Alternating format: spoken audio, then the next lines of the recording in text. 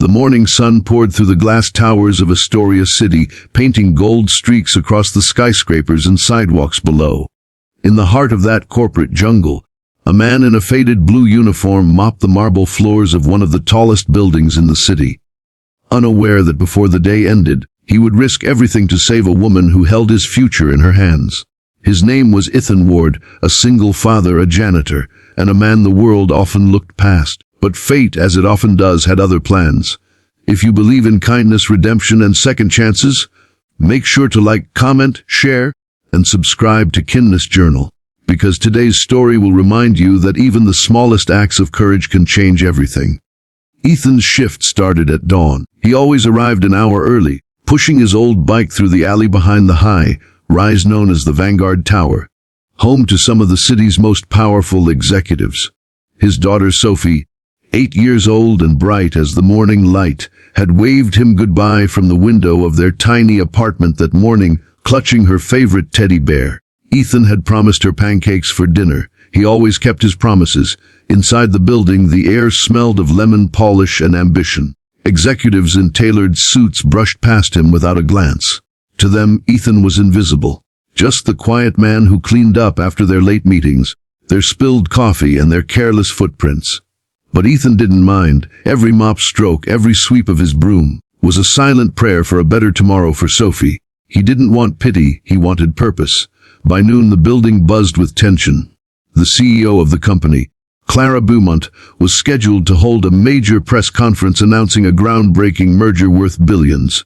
Clara was known for her unshakable poise and sharp mind, a woman who had clawed her way to the top of a world that wasn't kind to women. But behind her power and perfect smile, she carried a loneliness few could imagine. She lived in glass rooms surrounded by people who only wanted what she could give them. That day, Clara was late returning from a private meeting off-site.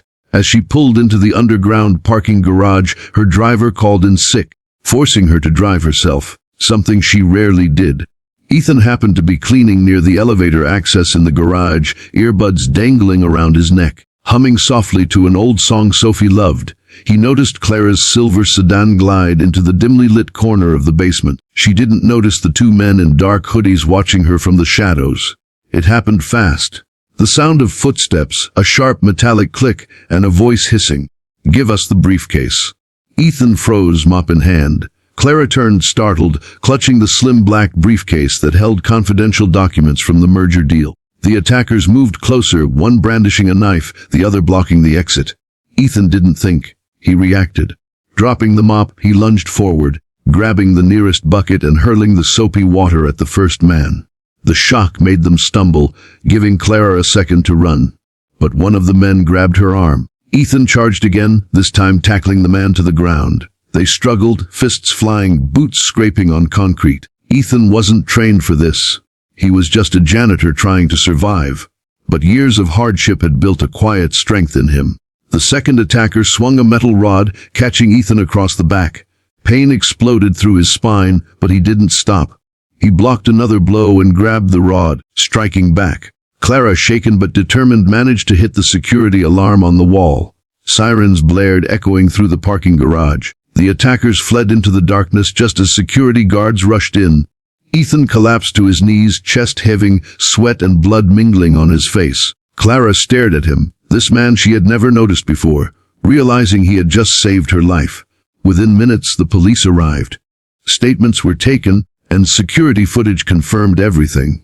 Ethan was hailed as a hero by the guards, but when the executives upstairs heard what had happened, they only muttered about security lapses. By afternoon, the entire building was buzzing with gossip. The janitor saved the CEO.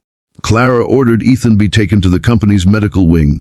As the doctor cleaned his wounds, Clara walked in, no longer the composed CEO, but a woman whose eyes shimmered with gratitude and guilt. She realized she had seen him 100 times before, mopping hallways, cleaning glass doors, bowing his head when she passed, yet she had never truly seen him. "Misery. Ward," she said softly, "you could have been killed." Ethan smiled weakly. "I couldn't just stand there, ma'am. I've got a daughter. I'd hope someone would help her if she were in trouble." That single sentence pierced something deep in Clara. For the rest of the day, she couldn't shake his words. Later that evening, as the city lights flickered across the skyline, Clara sat in her penthouse staring at the briefcase on her desk. Everything she'd built, the deals, the power, the wealth, suddenly felt hollow. That man had risked his life for a stranger. What had she ever risked for anyone? The next morning, Ethan returned to work as if nothing had happened. He didn't expect praise or reward. But when he clocked in, the security guard handed him an envelope. Inside was a letter from Clara herself, thanking him personally and inviting him to her office. Nervous, Ethan rode the elevator up to the top floor for the first time in his life. The doors opened to a world of glass and luxury, far removed from the scent of bleach and detergent below. Clara greeted him with a warm smile. "Ethan," she said, "I owe you my life, and I don't take that lightly." Ethan rubbed his hands nervously. "I just did what anyone would do." "No," Clara replied firmly. "Most people wouldn't have." Then, to his astonishment, she handed him a new work contract. "From this day forward," she said, "you're not just part of our maintenance team. You're head of building operations. And there's more." She turned her computer screen toward him, showing a scholarship form. "You mentioned your daughter loves to draw. I've arranged for her to attend the community art program at Brighton Academy. Full tuition, no strings attached." Ethan's throat tightened. For a long moment he couldn't speak. His calloused hands trembled as he held the papers. "I don't know what to say," he whispered. "Say you'll keep believing that kindness matters," Clara said gently, "because it does." Word of the promotion spread quickly. Some colleagues cheered, others scoffed. But Ethan didn't care. He kept working hard, his eyes brighter now, his back a little straighter. Sophie flourished at the art program, her laughter filling their small apartment with color and hope. Weeks passed, and Clara began stopping by the maintenance floors more often. Sometimes she asked about Ethan's daughter, sometimes she just talked. For the first time, she found peace in ordinary conversations, ones that weren't about profits or deadlines, but about life. Slowly, a quiet friendship grew between them. One rainy afternoon, Clara invited Ethan and Sophie to the company's charity event, something she had never done before. Sophie arrived in a little yellow dress, clutching a sketchbook she had drawn for the lady who helped Daddy. When she shyly handed it to Clara, the CEO's eyes filled with tears. It was a drawing of Ethan standing with a mop like a superhero, a golden light behind him. At the bottom, Sophie had written, "My daddy saves people." That night, as the rain tapped softly against the windows, Clara stood before the crowd to give her speech. But instead of the usual corporate talk, she told the story of Ethan Ward, a man who worked quietly in the shadows but carried the heart of a lion. The audience listened in silence, many wiping away tears. Then she said something no one expected. "From this day on, Vanguard will establish a foundation, the Ward Initiative, to support the families of essential workers. Because real heroes don't wear suits, they wear courage." Applause erupted. Ethan sat frozen, holding Sophie's hand, overwhelmed by the moment. When Clara stepped off stage, she looked at him and whispered, "You didn't just save me, Ethan. You reminded me what being human means." Outside, the city lights glimmered like stars fallen to earth. Ethan looked up at the sky, remembering the night he had almost given up hope. But now, standing there with his daughter laughing beside him, he realized something powerful. Sometimes, life gives you back far more than you ever expected, in ways you could never imagine.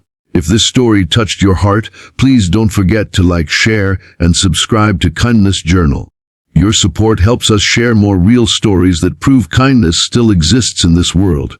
And before you go, tell us in the comments below, do you believe one act of courage can change someone's destiny?